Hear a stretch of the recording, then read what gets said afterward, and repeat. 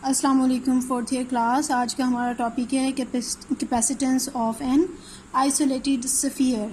ठीक है, isolated conducting sphere है, उसकी कैपेसिटेंस या उसकी एबिलिटी टू स्टोर चार्ज कितनी है, ये हमने पढ़ना है। इसके लिए आप अज्यूम करें आपके पास एक स्फेरिकल शेप का कैपेसिटर है विद रेडियस कैपिटल आर।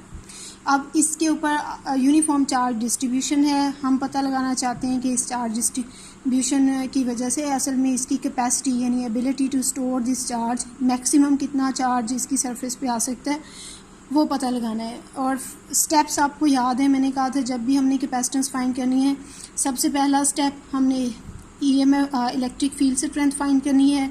दूसरा स्टेप हमने इलेक्ट्रिक फील्ड से पोटेंशियल डिफरेंस फाइंड करना है वी। और तीसरा स्टेप चार्ज फाइंड करना है ऑन द जो भी कोई कैपेसिटर है उसका चार्ज। और चौथा स्टेप ये होगा कि हमने formula C is equal to Q over V जो है उसमें Q और V की वैल्यू पुट करनी है और कैपेसिटेंस निकाल लेनी है।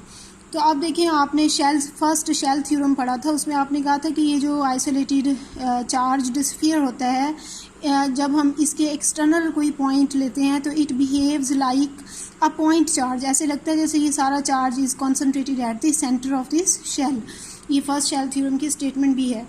तो अगर हम एक पॉइंट P यहाँ पे ले लें तो इसकी वजह से जो टोटल इलेक्ट्रिक फील्ड स्ट्रेंथ है वो 1/4 पाई एप्सिलॉन नॉट Q और R स्क्वायर R कैप है। V आपको पता है E डॉट डी आर होता है। यहाँ पे हम इन्फिनिटी से कहाँ पे आएंगे, सरफेस ऑफ दी कंडक्टर पे, यानी यहाँ से जो डिस्टेंस है सेंटर ऑफ द कंडक्टर से वो इन्फिनिटी है और फिर इक्वल टू R है। तो इन्फिनिटी टू R ले लेंगे, E dot D R, E की वैल्यू पुट करें और डी आर जो है इसे हम R cap into D R भी लिख सकते हैं। अब R cap dot R cap 1 होता है तो ये हो जाएगा D R over R square. बाकी सारी चीज़ें कांस्टेंट है, इन्हें बाहर निकाल लिया और फिर आर स्क्वेयर को ऊपर ले गए, आर इन्वर्स स्क्वेयर हो गया और फिर इसकी इंटीग्रेशन कर ली, -1 ओवर आर बन गई वो, और उसमें लिमिट्स पुट करेंगे इन्फिनिटी टू आर। तो ये -1 ओवर आर और माइनस इंटू -1 ओवर आर होगा तो वो प्लस हो जाएगा 1 ओवर इन्फिनिटी। और आपको पता है 1 ओवर इन्फिनिटी क्या होता है, 0। तो ये 0 हो जाएगी ये वाली टर्म। तो बाकी बचेगा 1/4 pi epsilon naught Q over R। अब देखें ये जो है ना कैपेसिटेंस कैसे फाइंड करनी है, C is equal to Q over V है।